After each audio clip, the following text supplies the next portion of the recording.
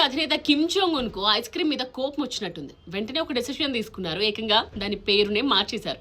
సాంస్కృతిక నియంత్రణ కోసం ఈ డెసిషన్ తీసుకున్నట్టుగా అక్కడ ప్రభుత్వం చెప్తోంది. అంతేకాదు పనిలో పనిగా మరికొన్ని ఫేమస్ పదార్థాల పేర్లను కూడా మార్చేశారు. అక్కడ వరల్డ్ వైడ్ గా ఐస్ క్రీమ్ అనేది ఎక్కడైనా ఐస్ క్రీమే కదా, కానీ అక్కడ మాత్రం కాదు. ఉత్తర కొరియా అధినేత మాత్రం ఈ పేరు వల్ల విదేశీ ప్రభావం ప్రజలపై పడుతుందని డౌట్ పడ్డారు. సో దీంతో ఉత్తర కొరియా భాషలో ఏసోకిమోగా మార్చేశారు.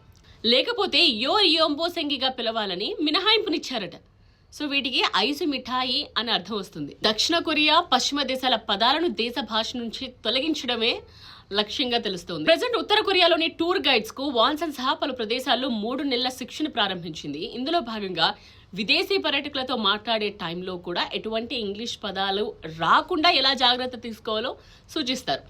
సో అయితే విదేశీ పర్యాటకులతో అలా ఎలా మాట్లాడతారంటూ తలలు పట్టుకుంటున్నారు గైడ్స్. బట్ కిమ్ చెప్పాక చేయడం మినహా ఇంకో ఆప్షన్ ఉంటుందా వాళ్ళకి? అందుకనే ట్రైనింగ్స్కి అటెండ్ అవుతున్నారు.